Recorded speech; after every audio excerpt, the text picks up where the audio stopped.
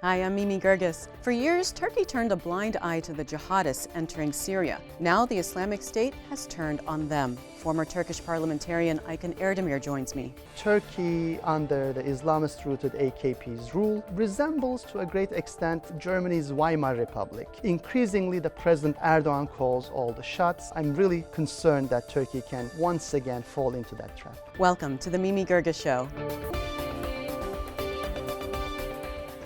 Turkey has been called the jihadi highway because of all the fighters, weapons, and money flowing across the border into and out of Syria. Initially, they refused to label ISIS a terrorist organization and turned a blind eye to the cells operating in the country. But as Turkey has painfully learned from terror attacks on its own soil, you can't just turn off jihadism. They've cracked down on the Islamic State, but is it too little, too late? Aykan Erdemir was a member of the Turkish parliament, currently a senior fellow at the Foundation for the Defense of Democracies in Washington. Aykan, welcome to the program. It's great to be here. Why is the Islamic State targeting Turkey now? It's a very complicated story, and there are different ways in which the Islamic State targets Turkey. On the one hand, it does target tourist hotspots, I think hoping to get as many foreigners as possible. It also targets Turkey's opposition, Kurds, seculars, liberals, with the hope of gaining the sympathy of the Sunni conservative majority. It also targets border towns across the ISIS-controlled territory through Katyusha rockets, and ultimately it also targets Syrian opposition people who are not on the same line with the Islamic State. So there are a different range of Islamic State attacks in Turkey, but I think the latest wave has a lot to do with the fact that now Turkey is turning against them. Yet the Istanbul bombing, what was behind that in the airport? It's difficult to tell, but it's part of a chain of attacks that targets tourist hotspots. There were two other attacks in Istanbul with quite similar MOs. And my guess is the Islamic State would like to kill as many foreigners and from their point of view, non-Muslims as possible. These were Muslim tourists, essentially, that they killed. When you attack an airport, it's quite difficult to plan who you get. So in this case, almost all of the victims were Muslims, either Turks or Arabs from other countries. Why did Turkey turn a blind eye to all the jihadists that were flowing across their border into Syria? I think early on, Turkish government had a very simplistic calculation. They thought that you can turn on and off jihadism at will, and they assumed that jihadi violence would lead to a quick downfall of the Assad regime in Syria. And then the Turkish government calculation was you turn off jihadism, you then bring your Muslim Brotherhood friends to power in Syria, and there would be a friendly Sunni conservative regime in Syria. Now, that did not happen. That did not happen. In fact, people like me in the opposition in Turkey kept on warning Turkey. In fact, we use one phrase quite often. We warned about Pakistanization. We said there have been other countries who used similar tricks, and it always backfired. And we warned them that the snake would finally bite the hand that has fed it so far, and this is what we're going through today. And there have actually been ISIS cells operating in Turkey that the Turkish government knew about. Is that true? It's true. And it's not only about ISIS, because there is also the issue of, for example, al-Nusra Front. Until quite late, Turkey actually failed to classify it as a terrorist organization. I remember my time in the parliament pushing various Turkish ministers to classify it as a terrorist organization, and they always kept silent about it, because back then they thought that these Al-Qaeda linked organizations could be instrumental in toppling the Assad regime. And of course we know that a lot of these soldiers of fortune, a lot of these radicals, do not necessarily have brand loyalty. They can start with Nusra or they can start with Al-Qaeda, they'll end up with ISIS.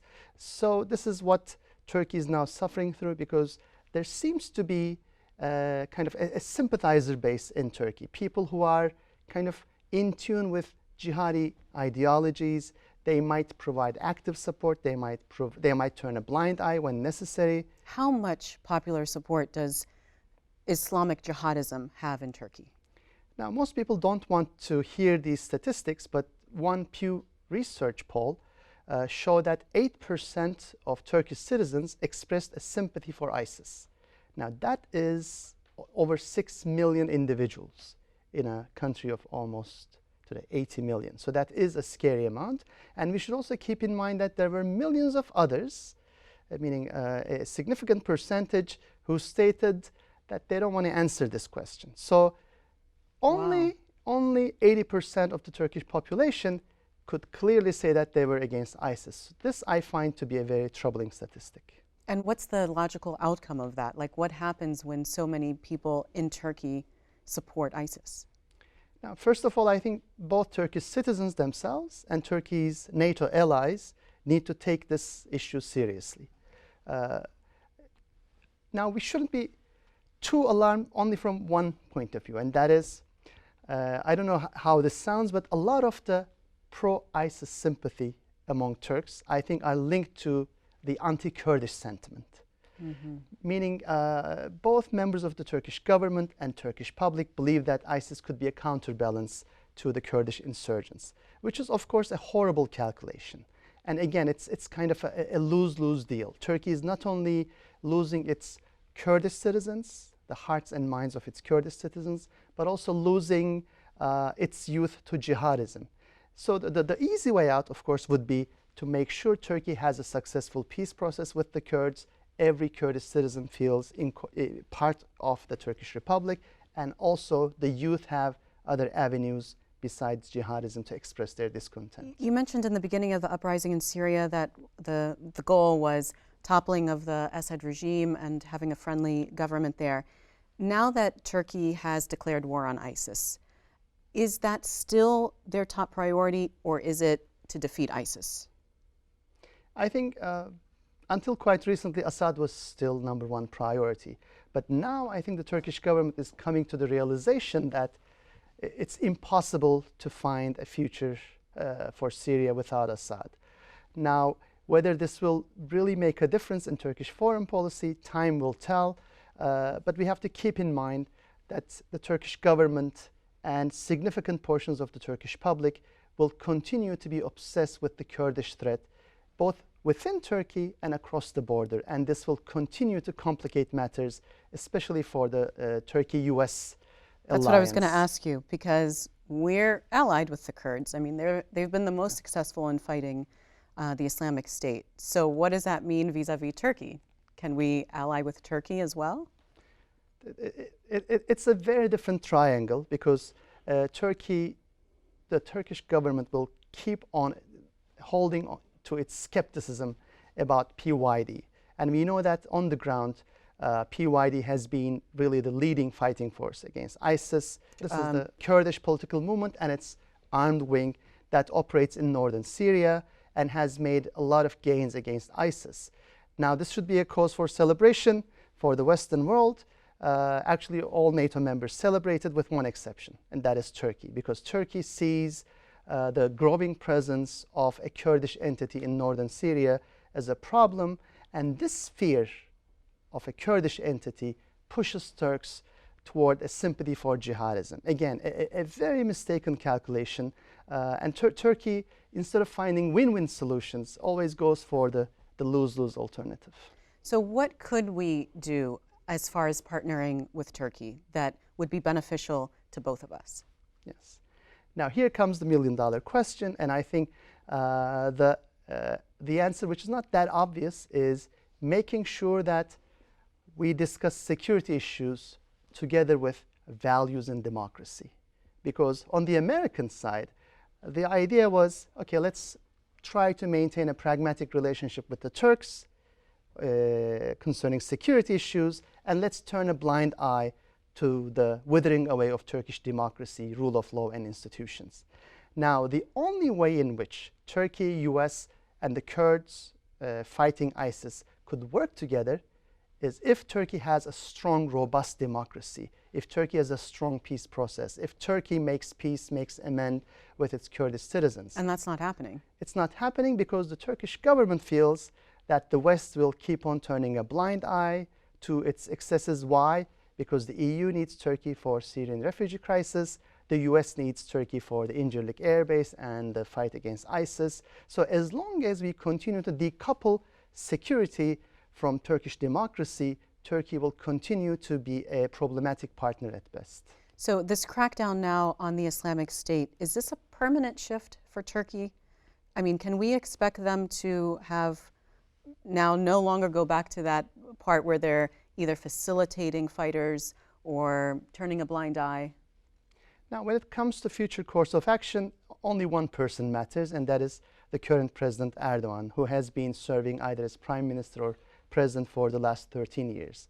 And we know that he is capable of a lot of U-turns, 180-degree turns, from Israel to Russia to the European Union to the Kurds to the US.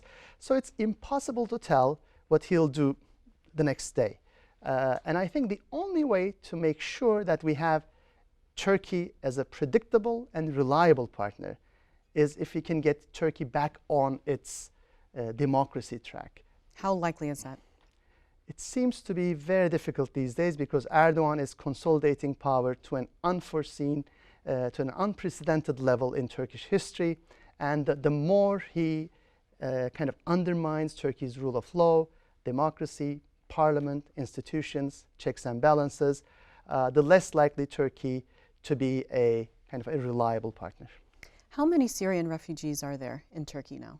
There are now over 2.7 million Syrian refugees in Turkey. That's a lot of people. That's a lot of people, and Turkey has done a lot to accommodate them. This is much larger than the Syrian refugees in Europe. And of course, the problem is Turkey has been a great host, but Turkey has failed to come up with institutional incorporative policies to make sure these Syrian refugees have proper education, healthcare, employment opportunities, so they are continuing a precarious existence. But what kind of impact is that having? Because I know that for instance, tourism obviously has gone way down in Turkey because of all the attacks. I mean, this can't be easy. It is a difficult issue, but I would like to commend the Turkish public because we haven't seen the kind of xenophobic, bigoted reactions among the public, although there were 2.7 million refugees. And none of the four main parties in the Turkish parliament follow an anti-refugee policy, although it's very easy to capitalize on that. Especially these days, given what's happening in Europe. Especially these days. But it doesn't mean that there is an easy acceptance of Syrian refugees. For example, just last week, President Erdogan dropped a bombshell in Turkish policy scene. He said, I'm going to offer citizenship to all the Syrian refugees, without any debate, without any deliberation, without any prep work. And this, of course, led to a huge reaction. And the next day, he had to change his line. He said, no, we will only offer citizenship to the highly skilled Syrian refugees. Now, this shows something very important about Turkish policy scene, and that is, in the absence of proper deliberative democracy, a lot of policy issues concerning Syrian refugees end up being decided by Erdogan. And this is, of course, a recipe for disaster because it is a very sensitive issue.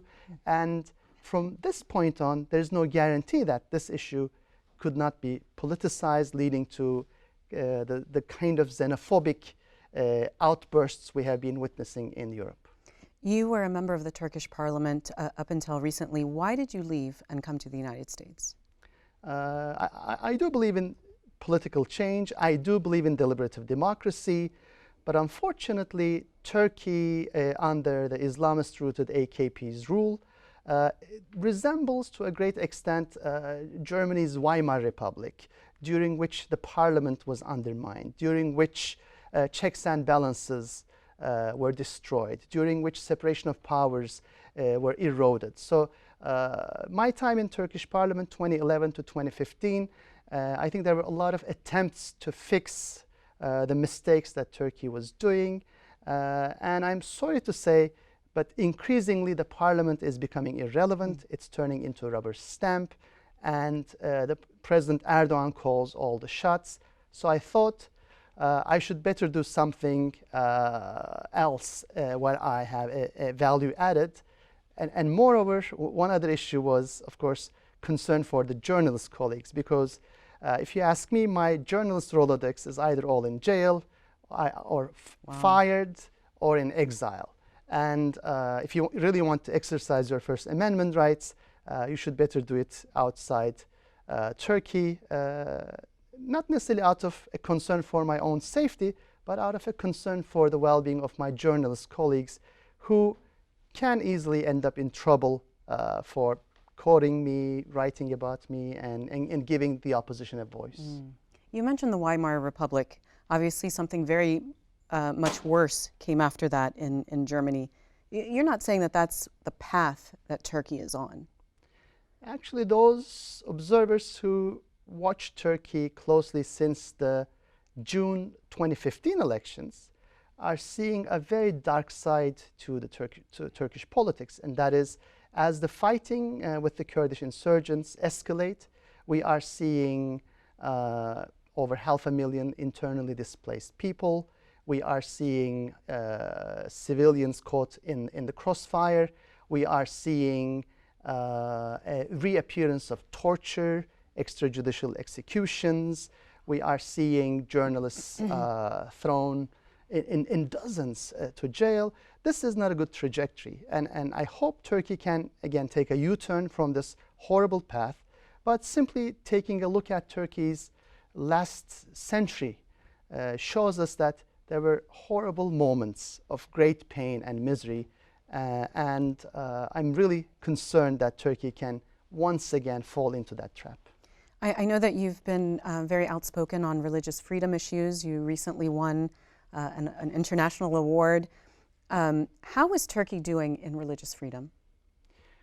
Now, Turkey always had shortcomings concerning religious freedoms, and it was a difficult transition from the late Ottoman Empire to the Turkish Republic. The Republic had very genuine intentions about institutionalizing a secular republic, but in doing so, it did not necessarily have the know-how to incorporate a religiously pluralist system. Turkey lacked the institutions and the process and the know-how. So what Turkey ended up with was a quasi-secular system which victimized both the majority Sunnis and all the minority communities. So when the Islamist-rooted AKP came to power in 2002, there were a lot of hopeful individuals in Turkey who thought, oh, maybe Turkey's pious masses, once in power, could institutionalize a new regime that's more open to pious people of all walks. Now, this turned out to be let's say, an unfulfilled promise. Turkey continues to have a very mixed record. In some respects, there is a strong reference to a tolerance discourse, accommodation and tolerance of the minorities. But from another perspective, this is actually a guise through which minorities are told, you know what, you're second-class individuals, know your place, you can be tolerated by the majority thanks to the benevolence of the majority. Whereas the Turkey I dream about is a Turkey of equal citizenship, where every individual, regardless of his or her faith, has the same opportunity to become the president, to become the constitutional court head, to become a professor or a general. Whereas the Turkey we live in today makes you understand that if you're not part of the Sunni majority, you have no place in the country's top bureaucracy or politics. You know, Turkey had a lot of issues with some other countries. So let's start with Russia, because Turkey shot down a Russian jet. It was near the border with Syria, killing both the pilots. Why would they do that? It is still a question a lot of people ask, and interestingly, I'm sure members of the Turkish government still ask that question. Part of the mystery is President Erdogan, right after the crisis, had a very belligerent tone. And today, he sounds completely different. He sounds as if this was a mistake that he had no role in, and So Again, one of these U-turns one of that you these talked about. U-turns. We had the exact same with Israel. We might soon have something similar with Egypt. So it's very difficult to guess what Erdogan has in mind. In fact, recently I wrote a piece saying that this is more a weather vane foreign policy, and maybe after all there is no content to it, meaning as the winds change, Turkish foreign policy changes, and it only serves one purpose, and that is Erdogan's consolidation of power. So foreign policy, I know this is a provocative hypothesis, but this is what I'm arguing. It seems lately Turkish foreign policy is simply an outcome of Erdogan's domestic calculations. Whatever serves his immediate goal at home seems to be Turkey's next foreign policy move. Well, I want to ask you, though, about the larger agenda for Turkey in the region, because they've been a supporter of the Palestinian group Hamas, the Muslim Brotherhood. What are they trying to do in the region? What's Erdogan's goal? Yes. First of all, since 2002, Erdogan's goal was to reset Turkish foreign policy. What he meant by reset was Turkey's traditional foreign policy was Western-oriented. It cherished Council of Europe membership, NATO membership. Turkey wanted to be a full member of the European Union. And Turkey always turned its eye to the West and was very concerned about secularism. Now, with Erdogan came a big difference. On the positive side, there was a proactive foreign policy. On the negative side, Turkish foreign policy became increasingly sectarian. It was increasingly carried forward through the religious identity. Supporting the sides. Sunnis or going against the Exactly. Shia, going against Israel. And so what happened in the early years of the AKP rule, Erdogan had a lot of ambition. Turkey devoted a lot of time, resources to foreign policy. It was extremely ambitious in hoping to design a new Middle East and a new world. Now, of course, the problem was Erdogan and his narrow circle did not have too much foreign policy experience. They had these grand visions, but lacked the capacity, had no understanding of the nuances of realpolitik, and increasingly the Turkish foreign policy came to a standstill. And today what we are seeing is Erdogan going through another reset. And trying to make nice with everybody. And we call it trying to bring Turkey back to its factory defaults, and that is the Republican secular tradition. What about with the United States? Should we see that, should we expect Turkey to improve relationships with the U.S.? I think Turkey is desperate to improve relations with the United States, but in a different sense. Before Erdogan, Turkish-U.S. relationship was more strategic within the NATO, not only as a security alliance, but also as a political alliance, an alliance of Western values. But with Erdogan, I think Turkish-U.S. relationship is more about transactionalism. It's about give and take. So it's more like a Bazari encounter. It's more like bargaining. What do I get out of this? Now, the problem with this kind of transactionalism is sound and sustainable foreign policy is based on trust, is based on shared values, is based on we don't have working that with together. Turkey. I don't think Turkey and U.S. has that anymore. So what do you recommend for the next U.S. president to do vis-a-vis Turkey? What would you recommend? What would your policy recommendation be? Sure. First, realizing that Turkey is extremely important, not for itself, not only for Syria or Iraq, but Turkey is an important linchpin in the transatlantic alliances, greater Middle East policies.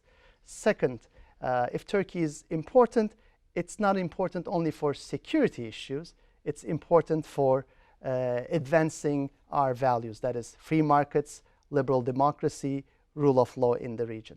Third, if that is the case, we should never turn a blind eye to those issues and make sure Turkey's democracy flourishes alongside its economy and alongside its security potential.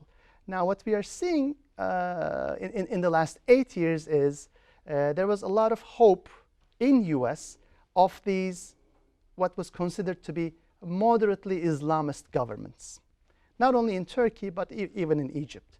Now, we see that it's almost like a one-way avenue. Once you enter this moderate Islamist avenue, you almost always end up with a majoritarian, authoritarian regime, which is a kind of a borderline brutal regime. It can easily turn on and off violence against its own people, and this, I think, is not a good recipe for comprehensive security. Are you expecting more terror attacks by the Islamic State against Turkey? Unfortunately, yes, and it's not only the Islamic State, but we should expect even, also more attacks by the PKK, the Kurdish insurgent PKK, and also its offshoot TAK. And we are also seeing a resurgence of other jihadi movements in the area. So we shouldn't be surprised if we have either Al-Qaeda or Al-Qaeda offshoots carrying out these kind of lone wolf attacks on Turkish soil. Aykan, thanks very much for being on the program. It was a pleasure to be with you. Thank you. This has been the Mimi Geerges Show. You can see all of our programs on WHUT.org and YouTube. Connect with us on Facebook and Twitter and leave me your comments there. Thanks for watching, and I hope you'll join me again next time.